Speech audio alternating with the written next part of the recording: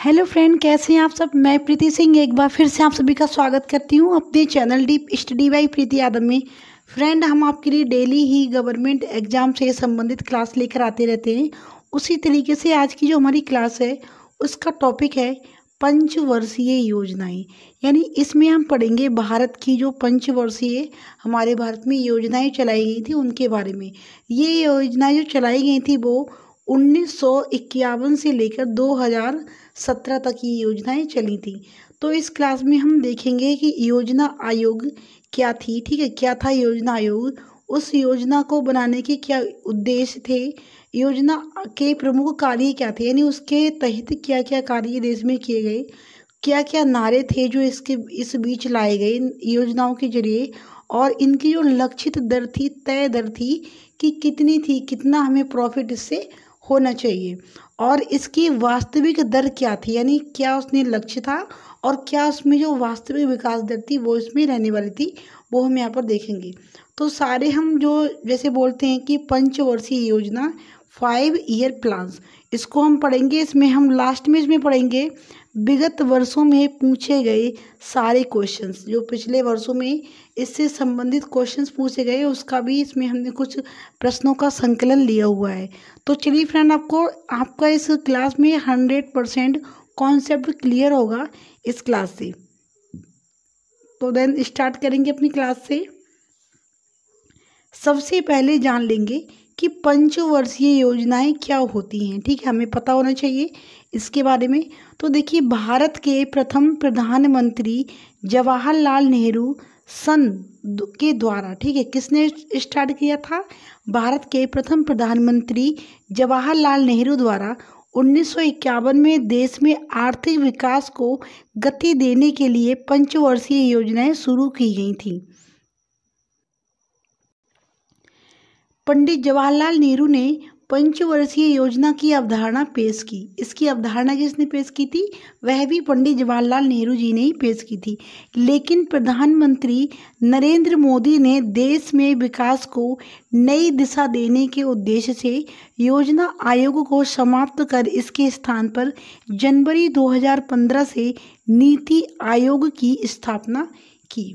ठीक है, तो बहुत ही अच्छे से हमने इसमें समझाएंगे आपको, सारी चीज़ें पर बात करेंगे इसमें टॉपिक बाय टॉपिक। फिर लास्ट में हमने यहाँ पर देखिए एक लाइन और भी डाली है कि भारत में पंचवर्षीय योजनाओं का आरंभ 1951 से हुआ था। ठीक, कब से हुआ था, 1951 से इनको स्टार्ट किया गया था, और कब बंद हुई थी, 2017 तक ये लास्ट थी। चलिए अब इसमें देखेंगे इन योजनाओं के बारे में और भी बहुत सारी चीज़ यहाँ पर हम देखने वाले हैं। जैसे क्वेश्चंस आते हैं पूछने को एग्जाम में कि जो पंचवर्षीय योजनाएं थी वो किस देश से प्रेरित होकर भारत ने अपनाई थी। तो कहाँ से हुई थी, भारत में रूस देश से पंचवर्षीय योजनाओं को अपनाया। वहाँ पर ये भी चलते थे 5 ईयर प्लान्स, उनको देखकर उनसे प्रेरित होकर हमने भी अपने देश में इन योजनाओं को चलाया था। जोसेफ स्टॉलिन प्रथम व्यक्ति थे जिन्होंने सोवियत संघ में वर्ष 1928 में पंचवर्षीय योजना को लागू किया। ठीक है, सबसे पहले व्यक्ति कौन थे, वो थे जोसेफ स्टॉलिन। ठीक है, इनका नाम था, सोवियत संघ जिसे रूस बोलते हैं। फिर पंचवर्षीय योजना को बनाने का मुख्य कार्य योजना आयोग का था। ठीक है, योजना आयोग को ठीक तरह से संचालित कराने का कार्य राष्ट्रीय विकास परिषद का था, जिसका गठन 6 अगस्त 1952 को किया गया। कब से स्टार्ट हुई, 1951 से स्टार्ट हुई थी। और फिर मतलब उन्होंने एक बैठक की होगी जिसमें उन्होंने सोचा कि जो पंचवर्षीय योजनाएं हमने चलाई है नीति, उसको ठीक तरह से चलाने का कार्य भी होना चाहिए, और उसके लिए हमें एक राष्ट्रीय विकास परिषद का गठन करना है। तो उसका गठन किया गया 6 अगस्त 1952 को। फिर देखेंगे यहाँ पर योजना आयोग के बारे में, यहाँ पर कुछ चीज़ें हम और भी जानेंगे। योजना आयोग का गठन 15 मार्च 1950 को किया गया। इसका गठन कब किया गया? 1950 को, और स्टार्ट हुई थी 1951 से। तो ये भी एग्जाम में आता है कि योजना आयोग का गठन कब किया गया था। तो 15 मार्च 1950 को योजना आयोग का गठन किया गया था। फिर यहाँ पर देखेंगे कि भारत के प्रधानमंत्री ही इसके अध्यक्ष होते हैं। जो योजना आयोग आयोग जो होता है, तो उसका अध्यक्ष कौन होता है? वो भारत का प्रधानमंत्री ही उसका अध्यक्ष माना जाता है। पहले अध्यक्ष अगर बात की जाए कि पहले अध्यक्ष कौन बने थे, तो वो बने थे जवाहरलाल नेहरू जी। हमने आपको अभी क्लास के स्टार्ट में ही बताया था। इन योजनाओं को इंडिया में स्टार्ट किसने करवाया? स्टार्ट कराया था पंडित जवाहरलाल नेहरू जी ने, ठीक है, जो कि हमारे देश के प्रधानमंत्री थे। तो सबसे पहले अध्यक्ष भी फिर यही रहे होंगे, क्योंकि ये तो तय है, इसमें लिखा है कि भारत के प्रधानमंत्री ही इसके अध्यक्ष होते हैं। और पहले उपाध्यक्ष की बात की जाए तो वो थे गुलजारी लाल नंदा। ठीक है, क्लियर हुई आपकी यहाँ तक की चीज़ें? बहुत अच्छा। तो फिर से देखिए, पहले अध्यक्ष की बात की जाए तो पंडित जवाहरलाल नेहरू, और पहले उपाध्यक्ष की बात की जाए तो वह थे गुलजारी लाल नंदा। क्लियर हुई? चलिए आगे क्लास को कंटिन्यू करते हुए बढ़ेंगे। अब देखेंगे पहली पंचवर्षीय योजना के बारे में यहाँ पर जानकारी। हम यहाँ पर सारी चीज़ों को मतलब सारी योजनाओं को एक एक करके पढ़ेंगे, ठीक है। हम सारी ही योजनाओं को बारी बारी से पढ़ेंगे, उनके बारे में सारी चीज़ें, वो कब स्टार्ट हुई, कब से कब तक चली हुई, और इसमें कितना इसका लक्षित दर थी, कितनी विकास दर में वास्तविक दर थी, और इसमें क्या क्या इसके मॉडल थे, ये सारी चीज़ें भी हम यहाँ पर जानेंगे। तो देखिए, पहली जो पंचवर्षीय योजना थी वो चली थी 1 अप्रैल 1951 से 31 मार्च 1956 तक ये योजना चली थी। पहले हम इसका कलर थोड़ा चेंज करेंगे, ब्लैक ठीक नहीं, रेड ही ठीक है, ठीक। तो कब तक चली थी? 1 अप्रैल 1951 से 31 मार्च 1956 तक चली थी यह योजना, ठीक है। यह योजना सफल रही तथा इस योजना की लक्षित विकास दर 2.1% प्राप्त विकास दर 3.6% थी। लक्ष्य क्या था कि इसकी लक्षित दर कितनी थी? इन्होंने सोचा था कि इस योजना के तहत हम 2.1% हमारी वृद्धि होगी, लेकिन कितनी रही इसमें? 3.6% की, यानी जो लक्ष्य था उससे भी कहीं ज़्यादा ऊपर इसमें अच्छी सफलता प्राप्त हुई थी। तो इस योजना के दौरान राष्ट्रीय आय में 18% तथा प्रति व्यक्ति की आय में कुल 11% की वृद्धि हुई। तो कुल मिलाकर ये योजना सफल रही थी, और इस योजना में कृषि को उच्च प्राथमिकता दी गई। ये भी पूछा जाता है कि कृषि को उच्च प्राथमिकता किस योजना के तहत दी गई थी? तो यह पहली पंचवर्षीय योजना थी जिसके तहत कृषि को उच्च प्राथमिकता दी गई थी। आगे देखेंगे क्लास को, और भी इसमें फिर चीज़ें देखेंगे हम यहाँ पर। देखिए, इस योजना काल में सार्वजनिक उद्योग के विकास की उपेक्षा की गई, ठीक है। जो सार्वजनिक उद्योग थे उनके विकास की उपेक्षा की गई, यानी उन पर ज़्यादा ध्यान नहीं दिया गया, और मद मात्र 6% राशि खर्च की गई।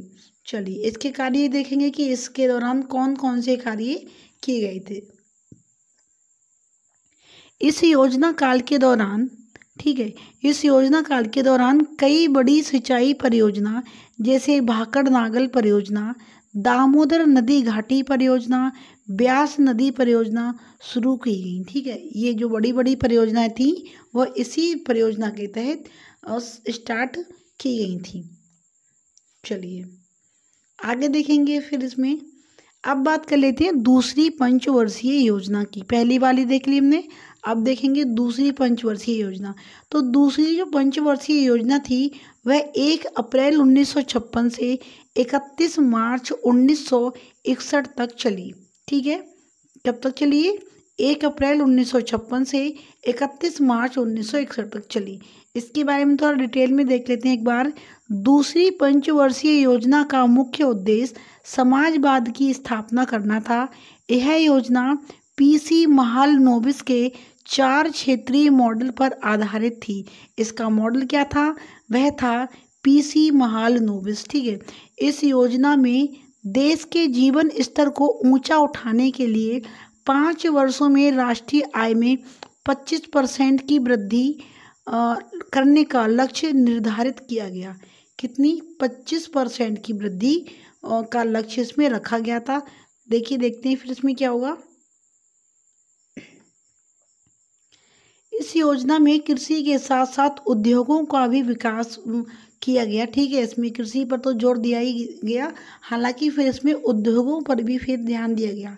इस योजना में तीव्र औद्योगिकीकरण पर बल दिया गया। इस योजना के अंतर्गत विकास का लक्ष्य 4.5% निर्धारित किया गया, जिसकी प्राप्ति 4.27 यानी 4.27% की हुई। निर्धारित थी 4.5% और जो प्राप्ति हुई वो ही 4.27%, यानी ये भी कुल मिलाकर अच्छी खासी सफल योजना रही थी। चलिए अब बात करेंगे यहाँ पर तीसरी पंचवर्षीय योजना की। तो इसे एक बार देखेंगे। तीसरी पंचवर्षीय योजना 1 अप्रैल 1961 से 31 मार्च 1966 तक चली। यह इसका समय था, चलने का टाइम पीरियड था। इस योजना का उद्देश्य अर्थव्यवस्था को आत्मनिर्भरता बनाना तथा स्वतः स्फूर्त अवस्था में पहुंचाना था। उम्मीद है फ्रेंड आपको मेरी क्लास पसंद आ रही होगी। मैंने इसमें सारी चीज़ों को इसमें कवर अप किया हुआ है जो कि योजनाओं से संबंधित आपको गवर्नमेंट एग्जाम में क्वेश्चंस बनते हैं, तो मैंने उन सारी ही चीज़ों को यहाँ पर कवर किया हुआ है। इनका कितना टाइम था, किस मॉडल पर थी और किस किस योजना के तहत कौन कौन से नारे दिए गए और किस चीज़ पर अधिक बल दिया गया, कितनी इनकी आय लक्षित थी वगैरह, मैंने इसमें सारी जरूरी चीज़ें मैंने डाली हुई हैं। तो उम्मीद है आपको क्लास मेरी पसंद आ रही होगी। और अगर आपने अब तक हमारे चैनल को सब्सक्राइब नहीं किया तो प्लीज़ आप लोग चैनल को भी साथ ही साथ सब्सक्राइब कर लीजिए।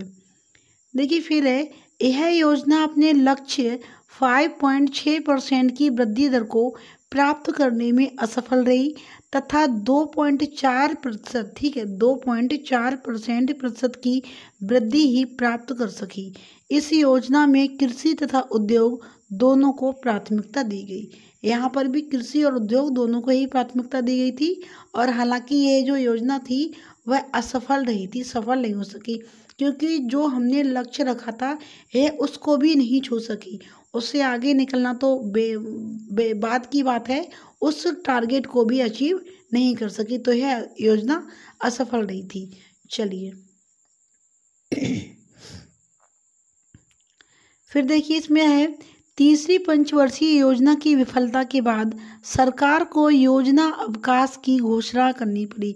जब यह योजना असफल रही, उसमें विफलता हासिल हुई, तब सरकार ने योजना अवकाश की घोषणा कर दी।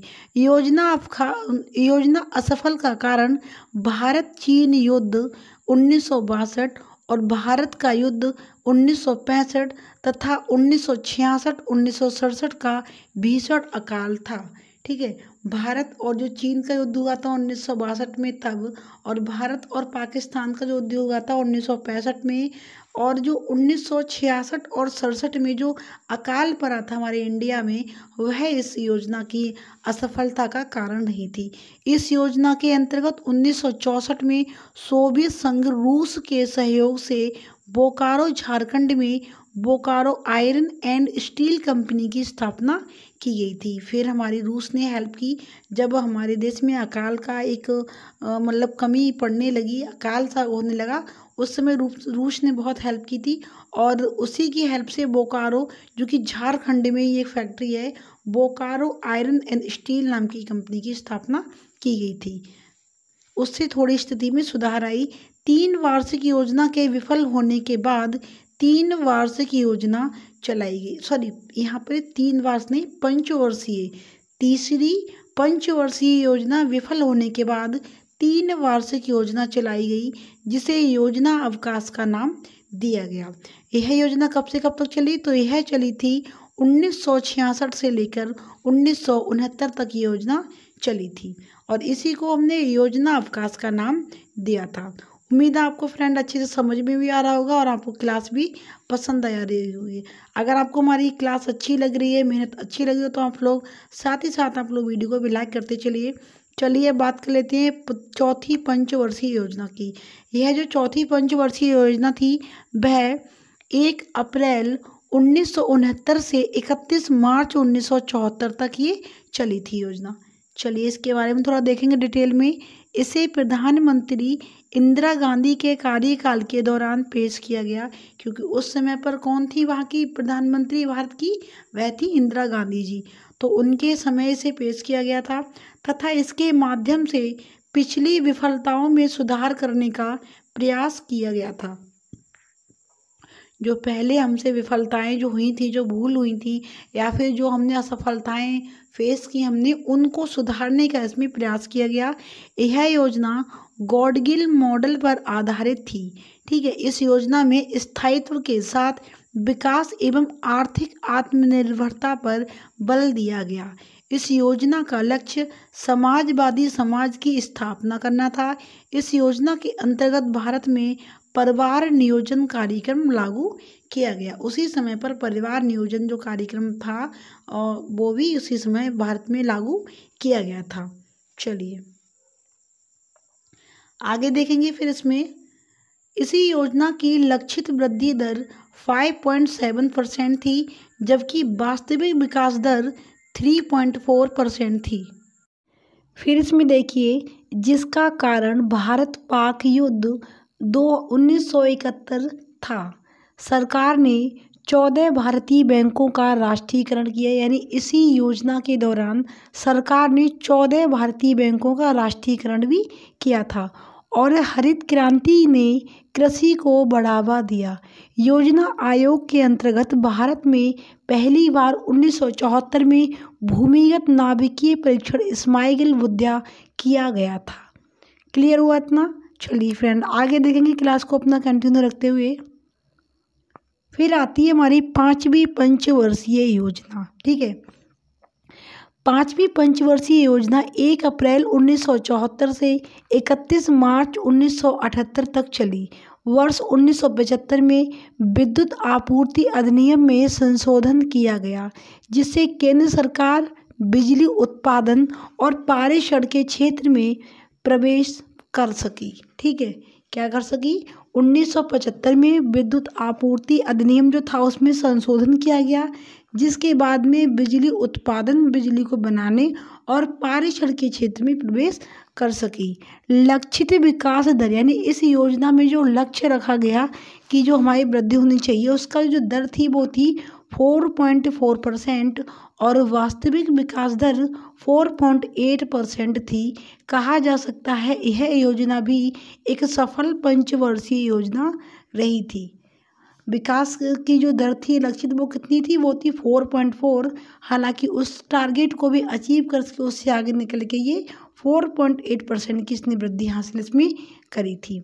चलिए आगे देख लीजिए, इसी में कुछ चीज़ें इम्पोर्टेंट दी हुई हैं। इसी योजना के पहले वर्ष में शुरू किया गया न्यूनतम आवश्यकता कार्यक्रम MNP, न्यूनतम आवश्यकता कार्यक्रम MNP, जिसका उद्देश्य बुनियादी आवश्यकता प्रदान करना था। MNP को DP धर के द्वारा तैयार किया गया था। ठीक है, जो इसका खाका था वो किसने तैयार किया था? DP धर ने इसको रेडी किया था बनाकर। वर्ष, ये वंश नहीं यहाँ पर वर्ष होगा, टाइपिंग थोड़ी मिस्टेक हो जाती है। वर्ष 1978 में निर्वाचित मोरारजी देसाई ने इस योजना को खारिज कर दिया। ठीक है, कौन थे? जो उसी समय पर निर्वाचित हुए थे मोरारजी देसाई, उन्होंने इस योजना को खारिज कर दिया। चलिए आगे देखेंगे फिर। और खारिज करने के बाद क्या हुआ? दूसरा योजना अब लागू किया गया, जो कि वर्ष 1978 से 1980 तक का था। 2 वर्ष का ये योजना अवकाश लगाया गया था।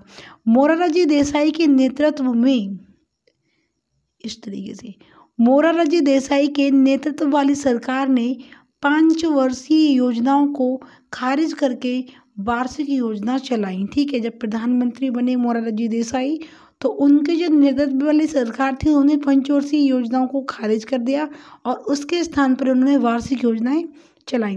इस अनवरत योजना के प्रतिपादक गुन्नार मिर्डल को माना जाता है, जिन्होंने अपनी प्रसिद्ध पुस्तक एशियन ड्रामा में इसका उल्लेख किया है। आगे देखेंगे फिर।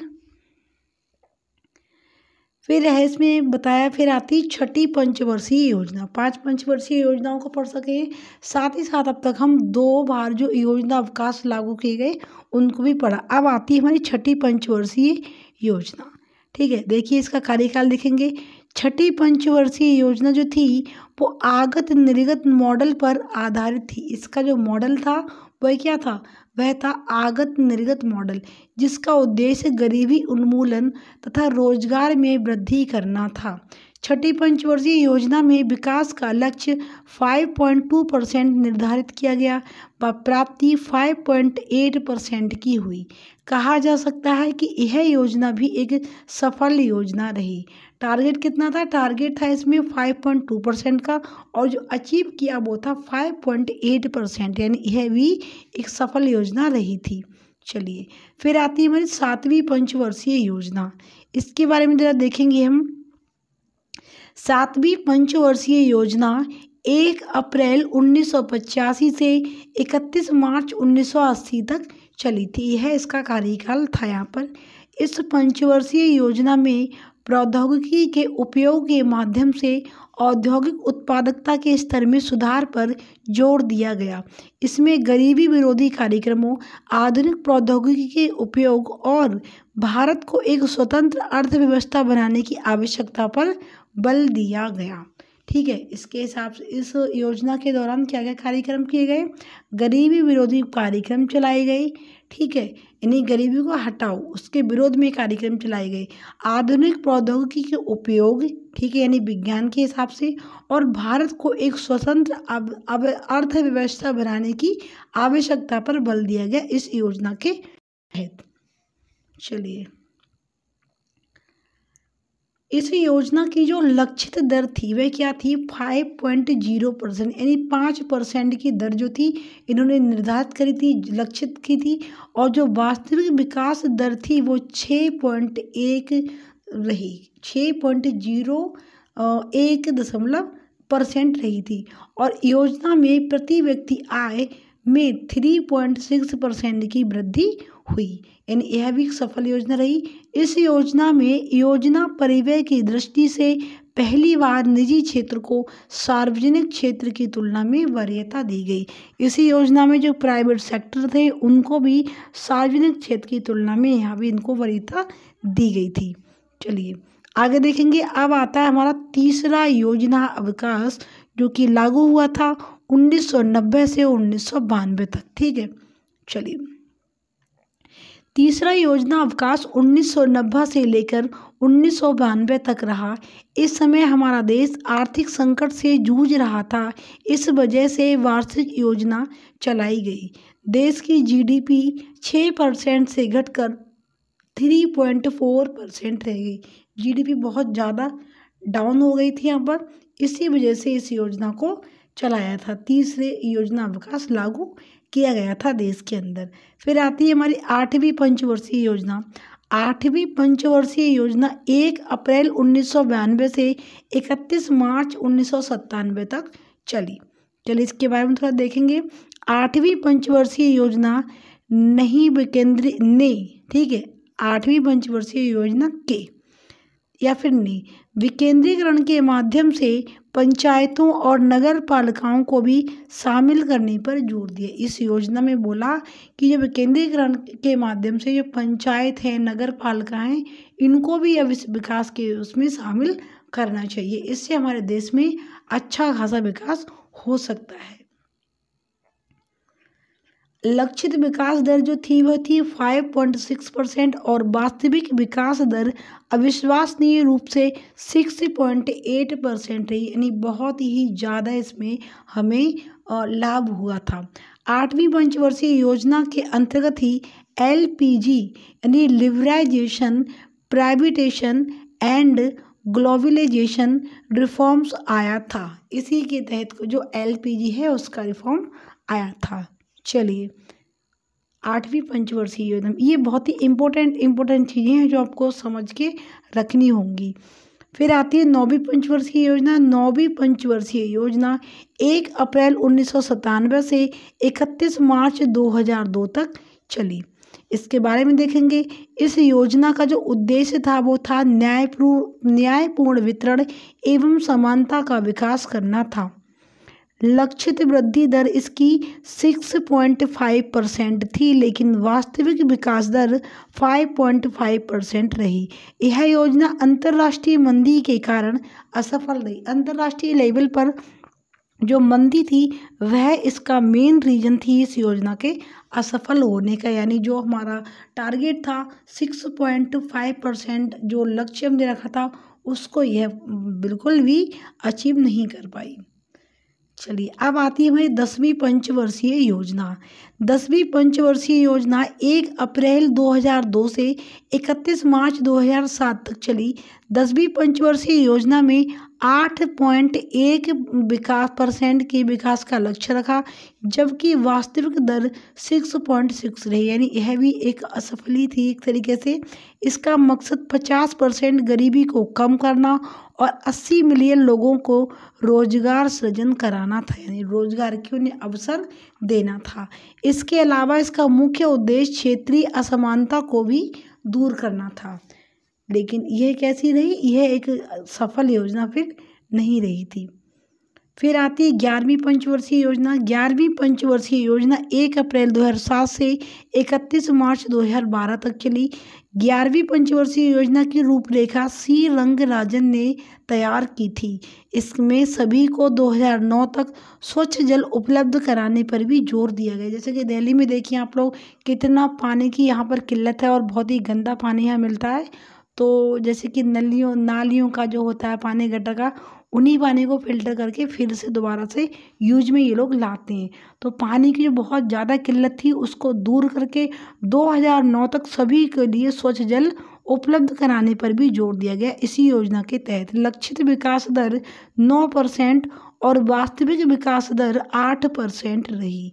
ठीक है, यानी यह भी ज़्यादा सफल योजना नहीं रही। फिर आती है हमारी 12वीं पंचवर्षीय योजना।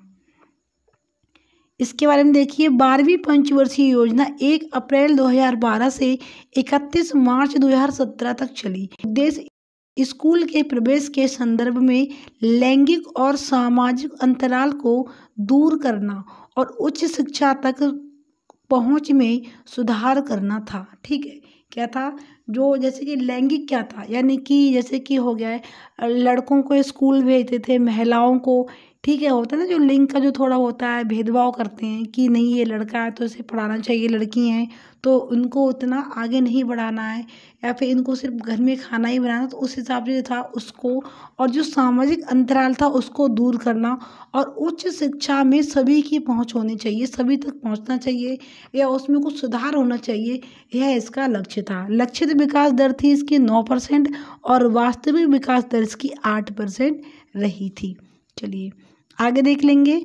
अब आते हैं हमारे क्वेश्चंस, यानी यहाँ तक जो थे हमने क्लास के बारे में देखा, हमने पूरी 12 पंचवर्षीय अपनी योजनाएं पढ़ी, उनके उद्देश्य पढ़े, क्या उनके उद्देश्य थे, किस मॉडल पर आधारित थी, क्या क्या उनके तरीके, मतलब क्या क्या उनके तहत कार्य किए गए, देश में कितनी असफल रही कितनी सफल रही और इनका कार्यकाल कितना था, ये भी चीज़ें हमने जानी। और हमने इसमें ये भी जाना कि इन योजनाओं के दौरान कौन कौन से कार्य किए गए हमारे देश के अंदर, तो इन चीज़ों को हमने जाना। उम्मीद है आपको ये क्लास अच्छी लगी होगी और आपको बहुत ही अच्छे से समझ में आई होगी। मैंने अपने तरीके से इसमें वो सारी चीज़ें ऐड की हैं जो कि गवर्नमेंट एग्जाम में पूछी जाती हैं पंचवर्षीय योजनाओं से। तो उम्मीद है आपको फ्रेंड ये क्लास अच्छी लगी होगी। तो क्लास तो यहाँ से समाप्त होती है हमारी, अब हमारे यहाँ से स्टार्ट होते हैं इसके MCQs। तो हम इनको भी एक बार यहाँ पर देख के सॉल्व कर लेंगे अपने MCQs को। तो देखिए फ्रेंड,